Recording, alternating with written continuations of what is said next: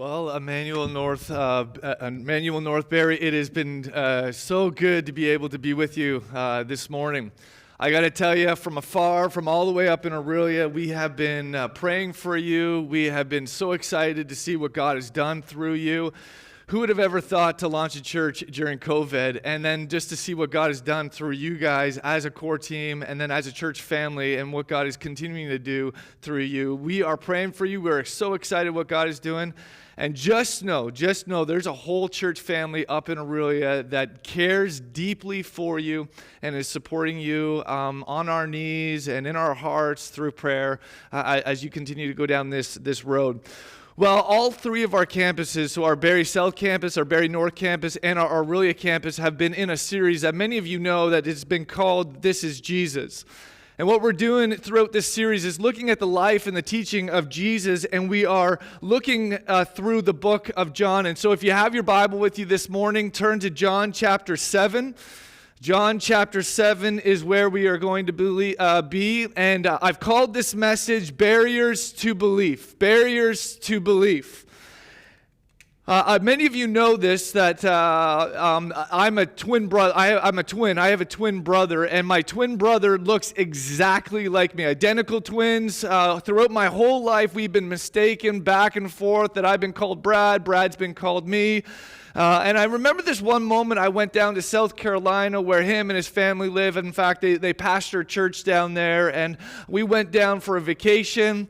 We went to his church on a Sunday. I walk in with my family, and I take my two kids to the kids' community or the kids' area, and I'm walking down the hall about to deliver them into the kids' programming, and a lady comes and stops me and says, "Hey, Brad, when is our small group meeting tonight?" And I looked at her and I said, "Well, actually, I'm actually not Brad. I'm Brad's brother. I don't know when your small group's going to meet tonight." And she looked at me kind of curiously and she said, "No, when is our small group meeting tonight?" And I said, no, actually, Brad has a brother. I'm that brother. I'm not Brad. And I don't know when your small group's meeting tonight. She looked at me kind of confused and she's like, "No, when's our small group meeting tonight?" I'm like, no, seriously. Brad's got a twin brother. I know it's crazy. I'm that twin brother. I don't know when your small group is. She looked at me kind of confused, and she said, "No, when is our small group?" I'm like, no, this is going to blow your mind. Watch. I pulled out my wallet, and I actually got out my driver's license, which is an Ontario's driver's license, and I said, "Look, right there, Dave Whitelaw, Brad's brother. Crazy, I'm him." And she looked at me kind of confused, and she's like, "No, when's our small group?" And I could not get her to believe that I was Brad's brother, that Brad actually had a twin brother. You see, there was something inside of her life, inside of her perspective, that was a barrier to her believing that I was Dave, Brad's brother. You know, this can happen even in our spiritual lives. Like Mrs. Pearson said, we can see this when it comes to our spiritual lives. I remember when I was going to college, I worked many summers as a landscape, in the landscaping kind of business to make as much money as I could so I can pay off school as fast as I could. And I remember this one summer, I was put on a crew of 4 people. As the summer went along and as conversations happened, the conversation got around to what's our life going to be and where we're going to go in life. And it came out that I was going to Bible college and I was going to be a pastor. Well, the conversations quickly then went to belief in God and spirituality and religious things. And what I found fascinating is that over the course of the summer, each one of these 4 guys came to me and expressed to me that they did not believe in God. What was more fascinating to me was the reason why they did not believe in God. One of the guys said that one of the reason that he didn't believe in God was because Christianity didn't really fit in his worldview. There was his own worldview that he had, and Christianity and God and Jesus Christ didn't really fit in that worldview, and so he didn't ever place his faith in Jesus. Another guy told me over the course of the summer that he struggled because he kind of thought that there may be a God, but he could not resonate or reconcile the fact that how could a loving God allow so much suffering in this world? And to him, God always showed up too late and was never on time in his decisions. And so he never placed his faith in Jesus Christ. Another guy throughout the course of the summer said, you know what, Dave, I used to go to church, but I struggled because when I went to church, there was just seemed to be so much hypocrisy in the church. And so he stopped going. Another guy came to me and said, you know what, I used to go as a kid. My parents would drag me, but you know what, I found the Bible too confusing and the pastor too boring, and so I ended up stopped going. You see, each one of these guys, to my knowledge, never placed their faith in Jesus Christ. Why was that? It was because each one of them had a barrier to their belief. Each one of them had something inside of them that stopped them from seeing Jesus for who he really is. And this morning in John chapter 7, what John is going to show us this morning is that there are going to be two groups of people, and he's going to show us three barriers to belief. So John's going to show us two groups of people, and there are three barriers to belief, three things that could keep us from seeing Jesus for who he really is. And so if you got your Bible, John chapter 7, let's look at this story. This is what it says in John chapter 7, verses 1 and 2. It says this: after this, meaning after Jesus healed the man who had been crippled for 38 years, after he had just fed the 5,000 and walked on water, after Jesus had given the great teaching that he was the bread of life, after all of this, it says, Jesus went about in Galilee. He would not go about in Judea because the Jews were seeking to kill him. Now the feast of the booths was at hand. So pause there for just a moment.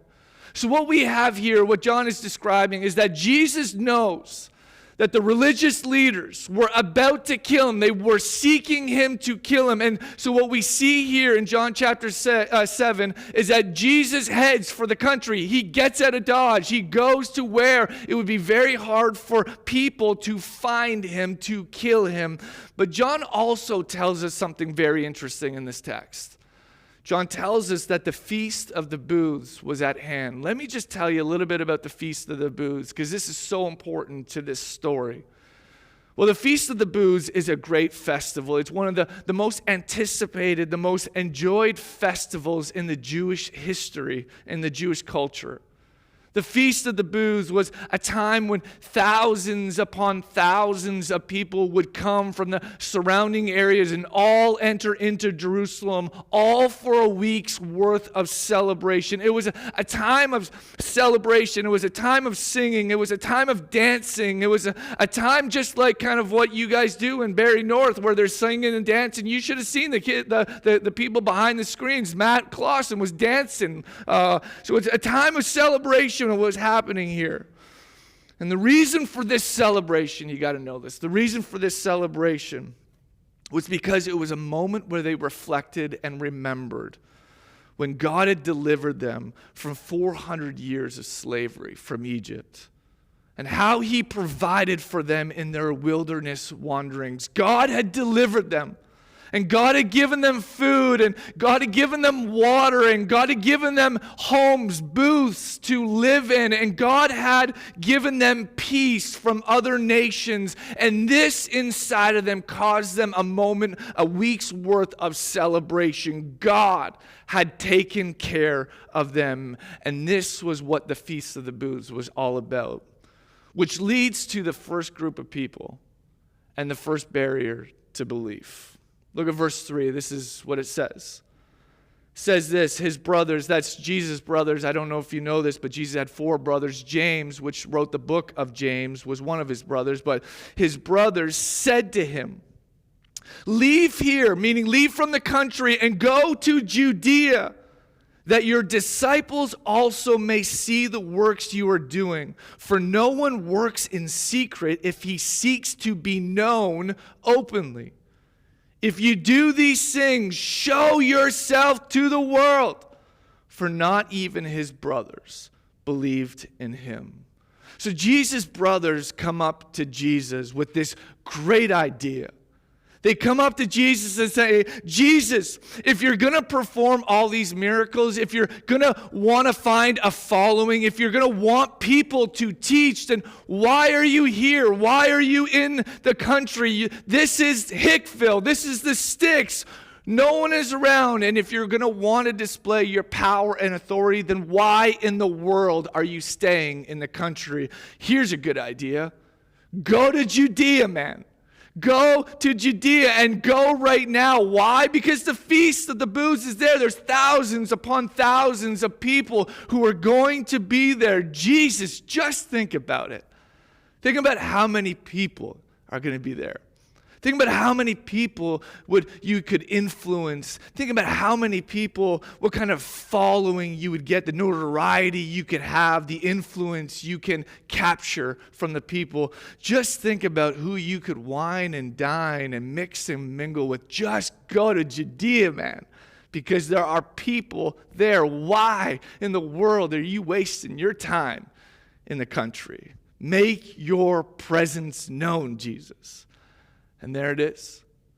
That's the first barrier to belief that John shows us. And it's found in Jesus' brothers. And the barrier, it's the barrier of approval. You see, Jesus' brothers, they liked the fame. They liked what Jesus was getting. They liked when the crowds would gather around. They liked when, people were listening to Jesus' every words. And they loved the association with Jesus. In fact, they loved that they could say, hey, you know that guy right there?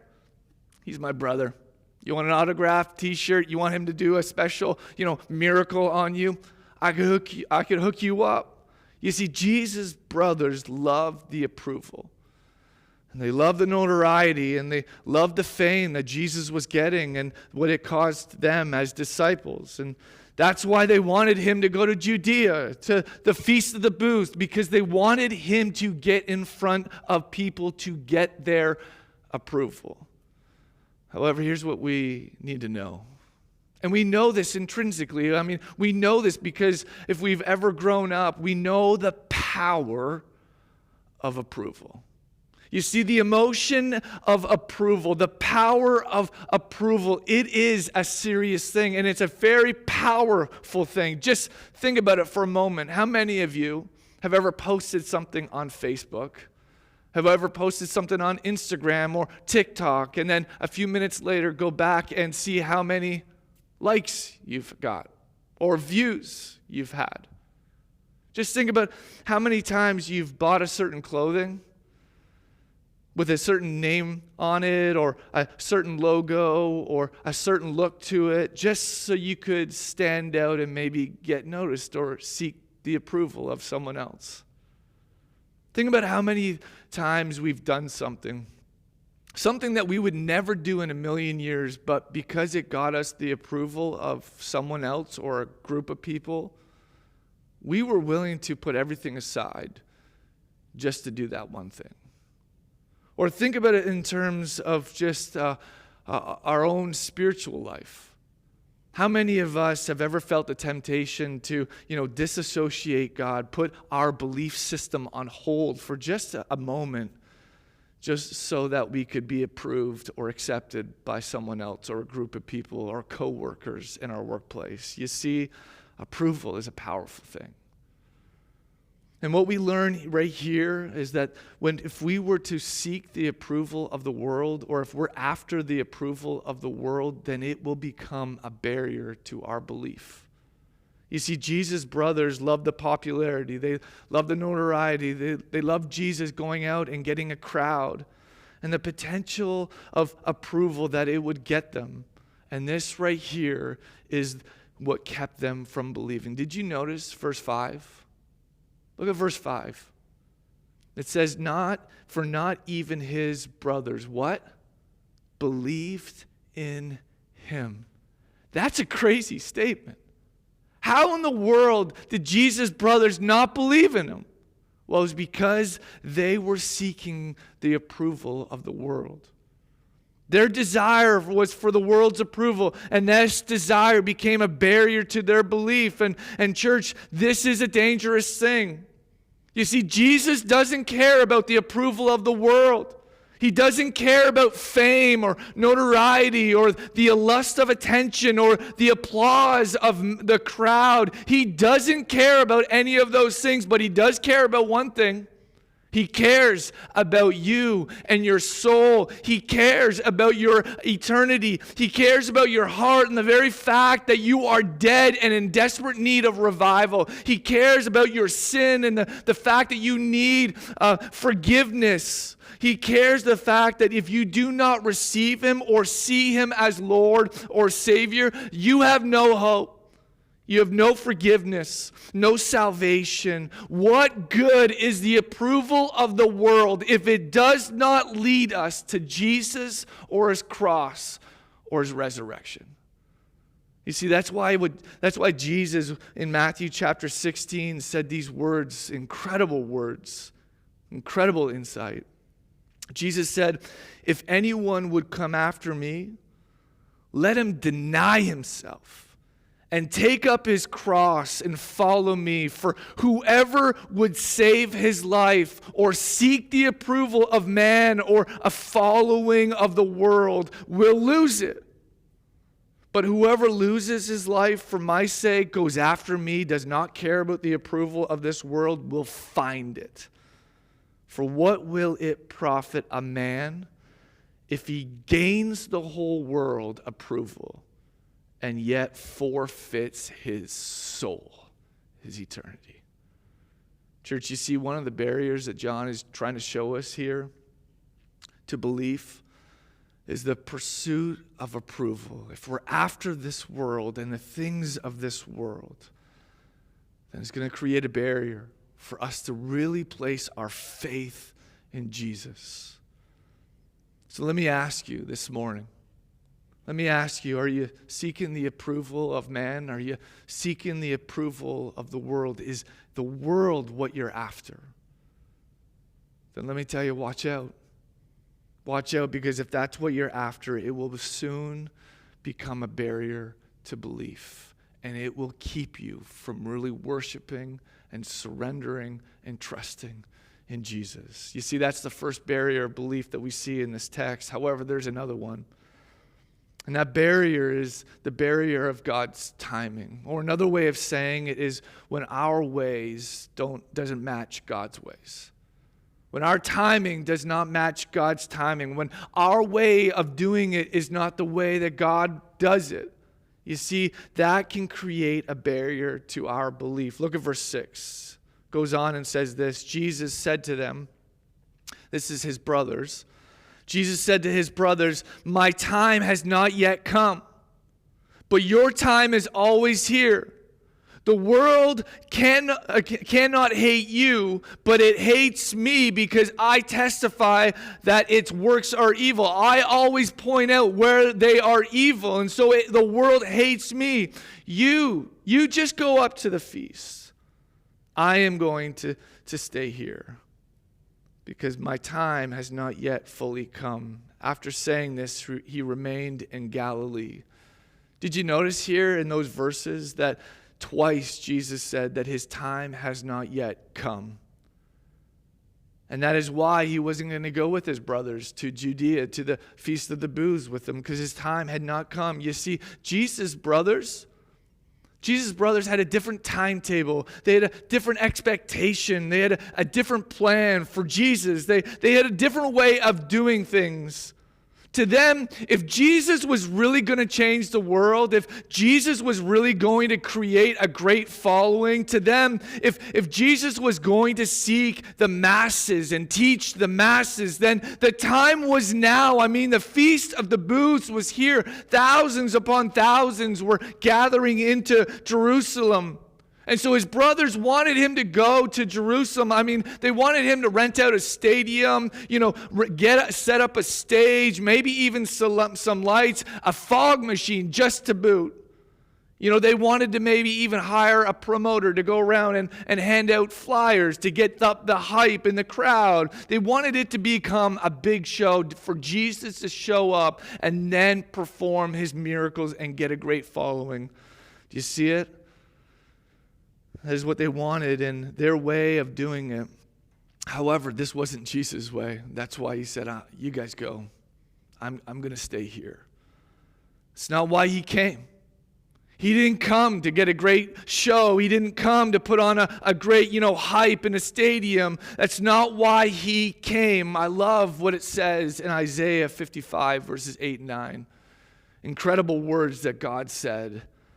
God said these words to the prophet Isaiah. He says, "For my thoughts are not your thoughts, neither are your ways, declares the Lord.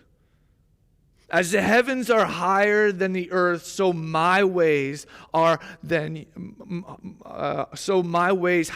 your ways, and my thoughts than your thoughts." You see, if we are going to be looking for God to align to our timing, to our way of doing things, then we're always going to be disappointed and we're always going to be discouraged. Why? Because God's ways are not our ways. His timing is not our timing. His thoughts are not our thoughts. And there is that barrier to belief. You see, it's the barrier of when God doesn't do what I want him to do. It's when God doesn't show up when I want him to show up. It's when God doesn't heal when I want him to heal. It's when God doesn't intervene at that moment where I want God to intervene. It's when he doesn't allow me to do something when really I want to do it. And all of this can cause unbelief to creep into our lives because God isn't doing what I want him to do. And what this shows us is that we don't really want God, or we're not really worshiping God. What we are really worshiping and what we are really believing in is ourselves. We think that we know better. We think that our ways are better than God's ways. And so when God doesn't show up or allow us to do, or when he doesn't intervene and do what we want, it can cause us to unbelief or cause unbelief to creep into our life. You see, when he doesn't, it causes us to unbelief. Do you want to know what the second barrier of belief that John allows us to see in this text is? It's when God doesn't act or do or show up or listen to my timeline. This can cause unbelief to take root and win in our life. So let me ask you, church. Let me ask you this. Is this sort of unbelief in your life? Are you frustrated with God because he's not acting how you would want him to act? Not showing up when you want him to show up, not giving you what you are asking him? Then watch out, church. Because if you feel like God is being unfair or not showing up when you want him, then unbelief can creep in to your life. You see, that's the second barrier to belief that we see that John shows us. However, there's another barrier to belief that we see in this text that John shows us, and this shows up in the life of the Jewish leaders. And it's a little bit more complicated to see because it shows up, or I should say, it really masquerades around in the spiritual. It shows up in the religious sort of way of doing things. It shows itself spiritual, but it's not really spiritual. Did you know that religion can actually be a barrier to belief? Going through the motions can become a barrier. Doing the right things, acting a certain way, saying the right things at the right moment, following the rules all of these things can actually lead to unbelief. When we think that all we need to do is, read more, give more, memorize more. If all we need to do is sing with a little bit more volume, or put our hands up, or close our eyes, or sway our hips a little bit more, then that will gain God's approval. If our belief says all I need to do is attend more, perform more, observe more, then these things will get me closer to heaven or get me closer to God, then religion can actually become a barrier to belief. And that's what we're going to see in this text. Look at verse 10, because this is what it says. But after his brothers had gone up to the feast, then he, that's Jesus, also went up. Not publicly, but in private. Then the Jews, that's the Jewish leaders, were looking for him at the feast and saying, "Where is he?" Remember, they are wanting to kill him, so they're looking to kill him. And there was much muttering about him among the people. While some said, "He is a good man," others said, "No, he is leading people astray." Yet for the fear of the Jews, no one spoke openly of him. So what we have here is that Jesus does end up going to the Feast of the Booths, but he goes in private. And I want you to notice what he does when he gets to this feast, when he gets to this massive celebration. Look at verse 14 for a moment. It says this: "About the middle of the feast, Jesus went up into the temple and began teaching." Now notice how the people responded to Jesus' teaching. Look at verse 15. It says, "The Jews therefore marveled, saying, 'How is it that this man has learning when he has never studied?'" Now notice what Jesus says in verse 16. "So Jesus answered them, 'My teaching is not mine, but his who sent me. If anyone's will is to do God's will, he will know whether the teaching is from God or whether I am speaking on my own authority. The one who speaks on his own authority speaks his own glory. But the one who speaks the glory of him who sent him is true, and in him there is no falsehood." In other words, what Jesus is saying here is, you are marveling at my words and you are stunned at my teaching, because what I am teaching is not my words, but my words are actually God's words.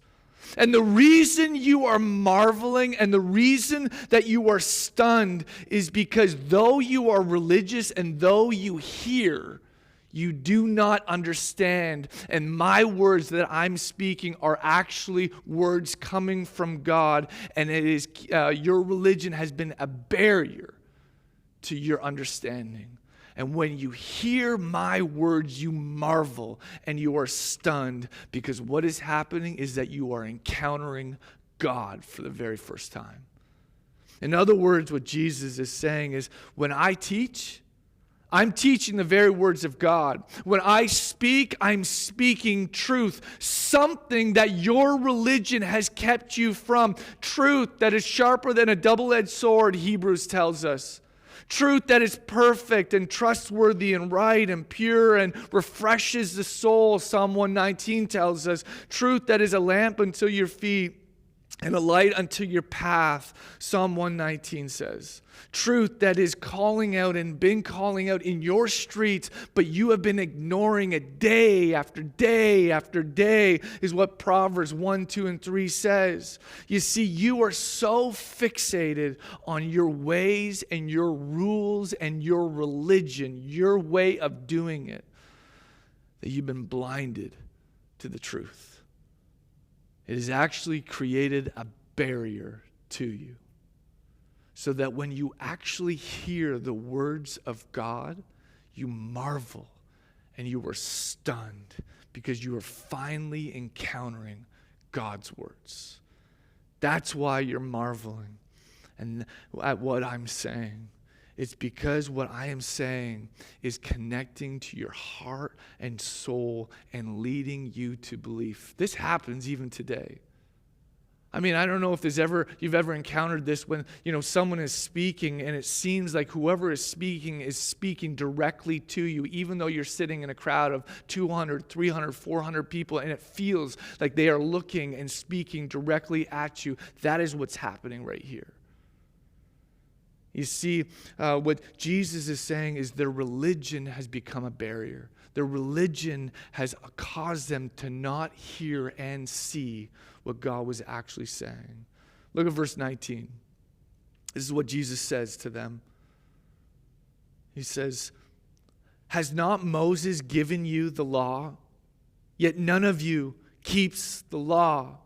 And so what Jesus does is he says, you want to see how your religion is keeping you from seeing God? You want to see how your religion is blinding you? Do you want to see how your religion has created a barrier so that you will not encounter God? Well, has not Moses given you the law? Have you not been given the law? Yet none of you, although you're religious, although you come to the Feast of the Booths, none of you keeps the law. And so he says, hey, you are here because you are celebrating and thinking and that by keeping the rules and keeping up to your religion that God is going to somehow notice you and you're putting on a good show. But truth be known, you are rotten on the inside. You've never encountered God. And this, my friends, this would have sent shockwaves to the people. What do you mean we don't care about God?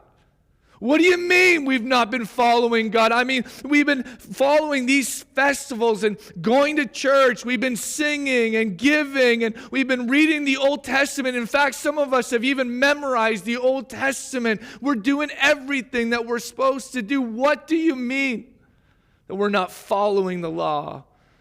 And Jesus, in many ways, is saying, yes, it's true that you're doing all of these things. Yes, it's true that you're going to these festivals. Yes, it's true that all of these things you're doing. But just because you're doing these things doesn't mean that your hearts are for God. Your hearts, in fact, become empty. And so what Jesus does next is he shows them how their hearts have become empty.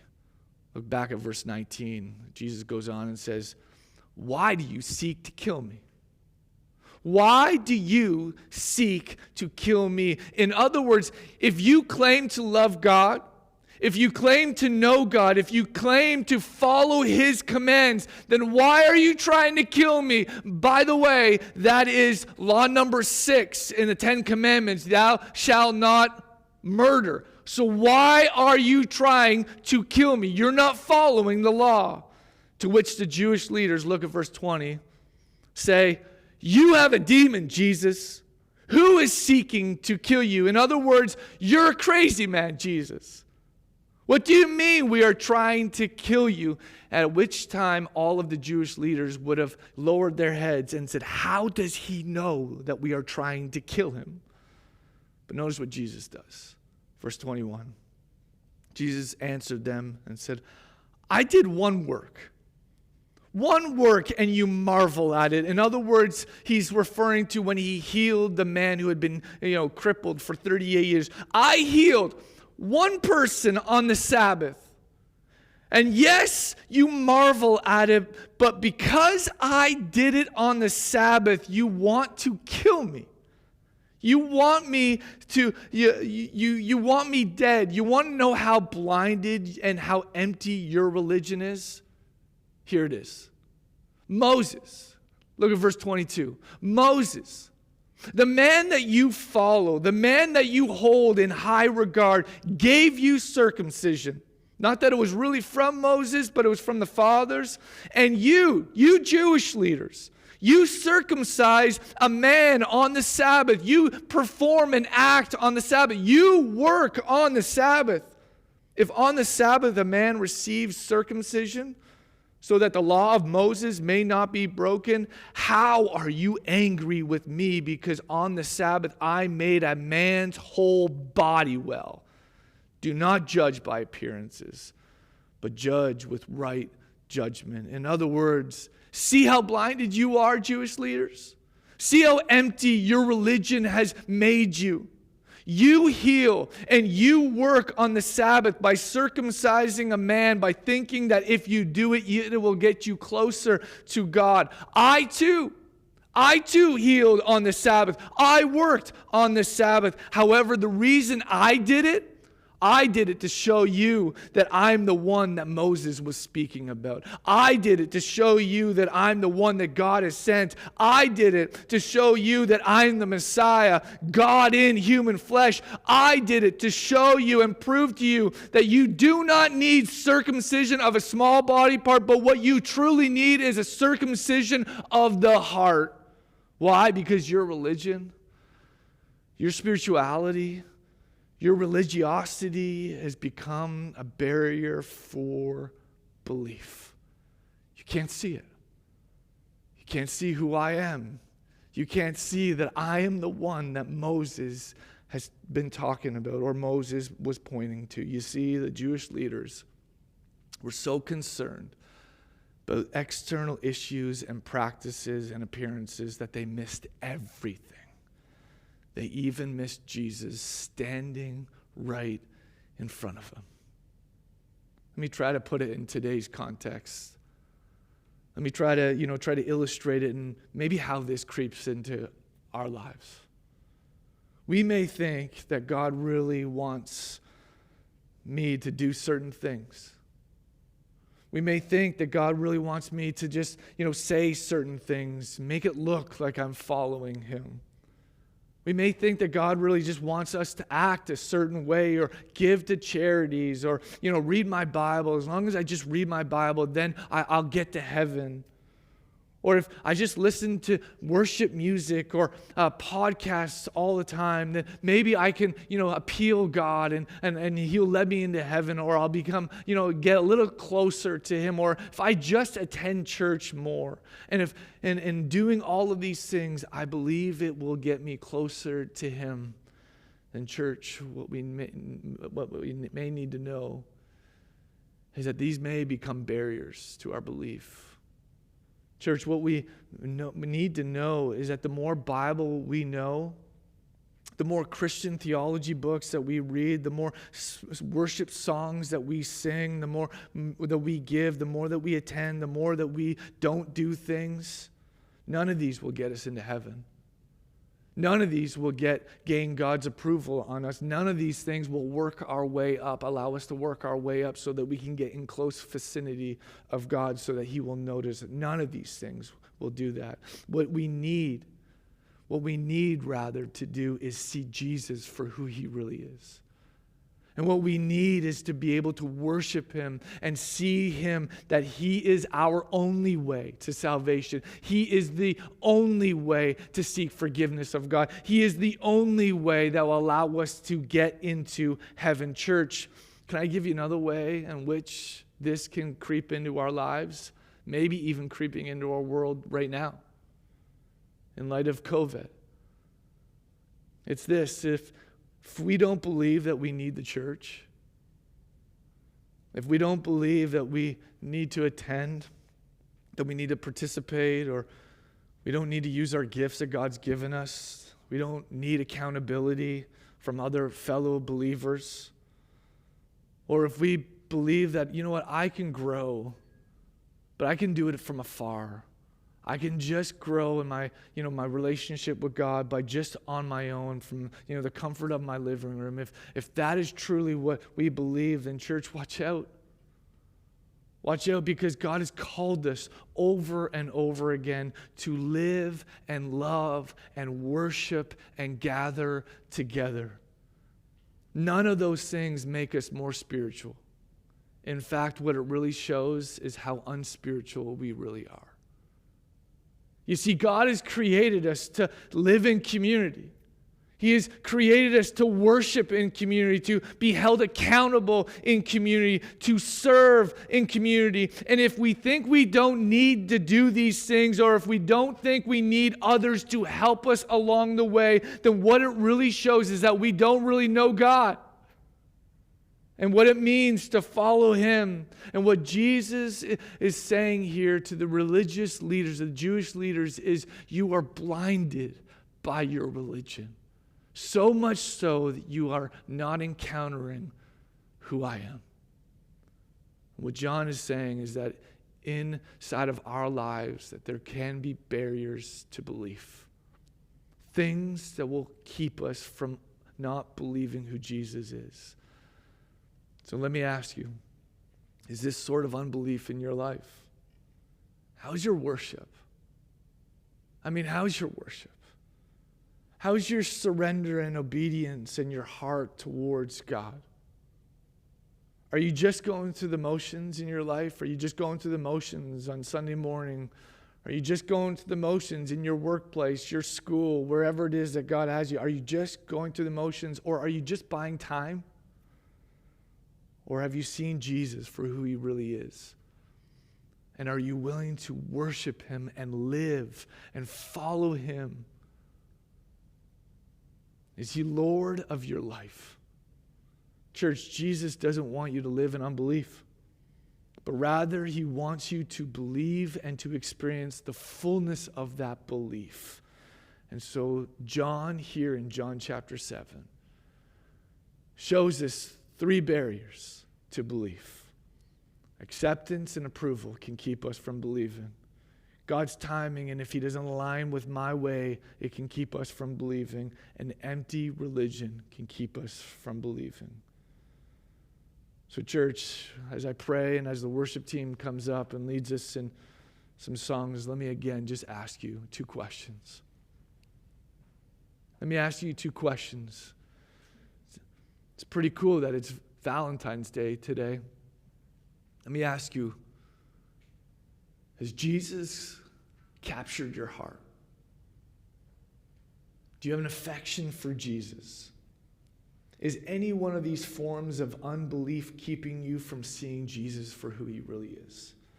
Is any one of these forms of unbelief crept into your life so much so that they become a barrier, that you're not surrendering to Jesus? And if they are, watch out, because unbelief could come creeping into your life and keep you from really following and seeing Jesus. Let me pray and we'll respond in worship. Father, I do pray. I pray that if there's any one of us who are watching this morning, if any one of us are allowing this unbelief to creep into our life, if we're seeking the approval of this world, I pray that you would help us by your Spirit to know that that is going to keep us from really seeing you. Father, I pray that if we become frustrated because you're not fitting in my timeline, my timetable, I pray, Father, that you would help us to see that could cause unbelief to creep into our life. And God, I pray that if our religion, if our spirituality, if our pursuit of following you has become empty, I pray that by your Spirit you would point that out to us so that we could truly worship you, we could truly follow you, that we could truly love you as you called us to. God, as we respond in these songs, I pray that by your Spirit that you would point out and work in our heart and show us those areas in which we may need to surrender to you so that unbelief does not creep in. And I pray these things in Christ's name.